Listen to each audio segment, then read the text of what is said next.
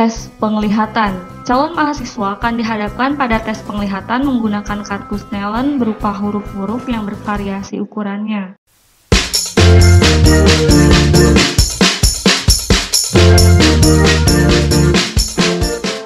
Yo, balik lagi nih di channel Lanjut Kemana. Kali ini channel Lanjut Kemana akan membahas materi tes untuk masuk Fakultas Kedokteran.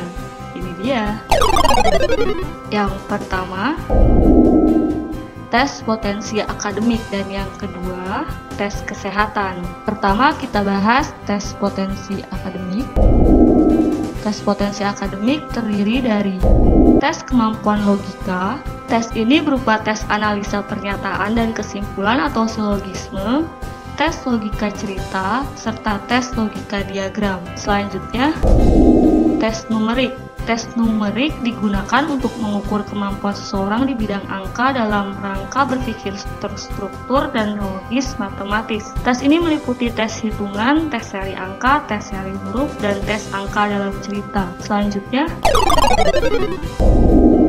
tes verbal. Tes ini berfungsi mengukur kemampuan seseorang di bidang kata dan bahasa, seperti tes sinonim atau persamaan kata, tes antonim atau perlawanan kata, tes pengelompokan kata, serta tes padanan hubungan kata. Selanjutnya, tes spasial atau gambar. Tes spasial berfungsi mengukur daya logika ruang seseorang, seperti tes padanan hubungan gambar, tes pengelompokan gambar, tes bayangan gambar, dan tes identifikasi gambar. Selain tes potensi akademik, ada juga tes kesehatan. Terdiri dari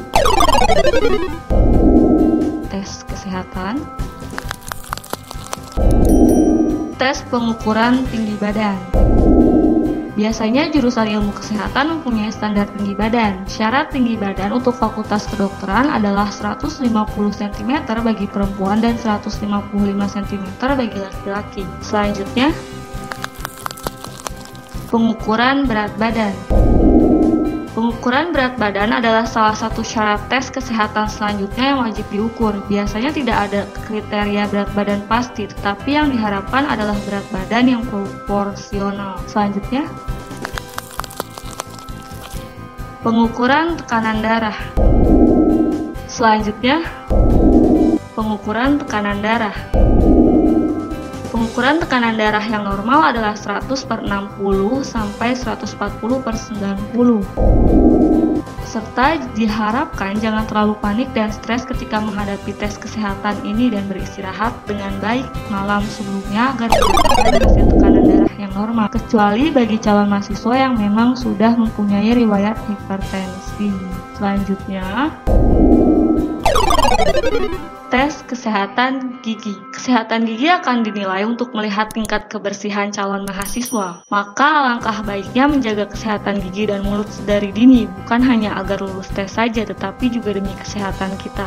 Selanjutnya, tes pendengaran. Untuk tes pendengaran ini biasanya akan diperiksa menggunakan headset yang bertujuan untuk mengetes telinga kanan dan kiri dalam merespons suara dengan tingkat desibel yang runtut. Jika calon mahasiswa mengalami tuli pada kedua telinga, maka kemungkinan tidak lulus masuk jurusan kedokteran sangat besar. Selanjutnya, tes buta warna. Jika kamu tidak mempunyai masalah dalam menentukan warna, maka tidak perlu cemas. Namun bagi calon mahasiswa yang buta warna parsial atau sebagian, apalagi total, maka sebaiknya tidak terlalu berharap banyak, karena tes buta warna ini menjadi syarat mutlak bagi profesi dokter. Selanjutnya,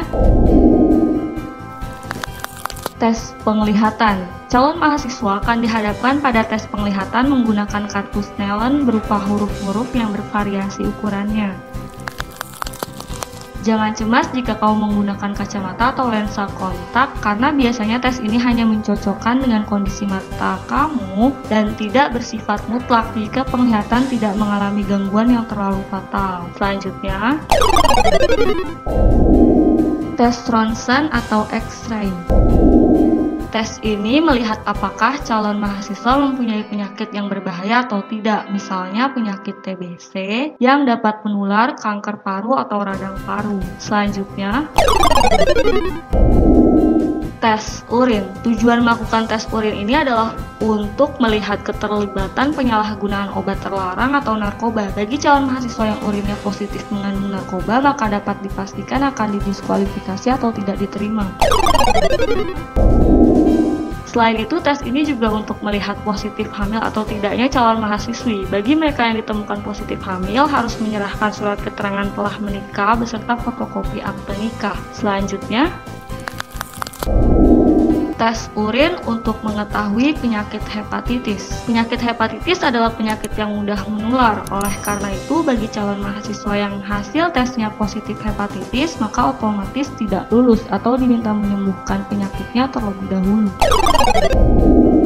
Hal ini tergantung kebijakan institusi pendidikan masing-masing, sebab mahasiswa yang menderita penyakit hepatitis tentu saja dapat membahayakan mahasiswa lainnya di masa perkuliahan nanti. Oke, itu tadi tes untuk masuk Fakultas Kedokteran. Mudah-mudahan bermanfaat. Jangan lupa subscribe, like, serta tekan tanda lonceng untuk mendapatkan informasi terupdate dari kami. Salam channel, lanjut kemana?